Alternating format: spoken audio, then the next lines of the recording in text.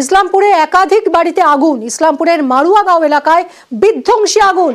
মোহাম্মদ জলিল নামে এক ব্যক্তির বাড়ি থেকে আগুন ছড়ায়। কি পরিস্থিতি এখন জানবো, কথা বলবো আমাদের প্রতিনিধি চঞ্চলের সঙ্গে। চঞ্চল, আগুন কি নিয়ন্ত্রণে এসেছে এখন পুরোপুরি?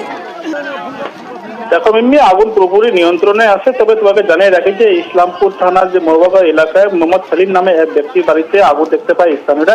এরপর তড়িঘড়ি আগুন নেভানোর কাজে হাত লেগে যায়, কিন্তু আগুনের তীব্রতা এতটাই বেশি ছিল যে মুহূর্তের মধ্যে বেশ কয়েকটি বাড়িতেই ছড়িয়ে পড়ে। এই ঘটনায় 8টি পরিবারে প্রায় 10 থেকে 12টি ঘর বাড়ি পুড়ে ছাই হয়ে যায় এবং ঘরের যে থাকা জিনিসপত্র আসবাবপত্র সব কিছুই কিন্তু নষ্ট হয়ে যায়। খবর দেওয়া হয়েছিল দমকল বাহিনী, তবে দমকল বাহিনী পৌঁছানোর আগেই স্থানীয়রা আগুন নিয়ন্ত্রণে নিয়ে আসলে সমস্ত কিছু শেষ হয়ে যায়। তবে স্থানীয়দের অভিযোগ যে দমকল বাহিনী যদি সঠিক সময়ে আসতো তাহলে এত বড় ক্ষয়ক্ষতি হতো না। এই নিয়ে কিন্তু দমকল বাহিনীর বিরুদ্ধে কিন্তু ক্ষোভ উগরে দেন স্থানীয় বাসিন্দারা। তবে গোটা ঘটনা নিয়ে কিন্তু ক্ষুব্ধ রয়েছেন স্থানীয় বাসিন্দারা। পাশাপাশি এই যে ক্ষয়ক্ষতি হয়েছে প্রায় কয়েক লক্ষাধিক টাকা, সেই ক্ষয়ক্ষতির পূরণের দাবি তুলেছেন স্থানীয় বাসিন্দারা। ধন্যবাদ চঞ্চল।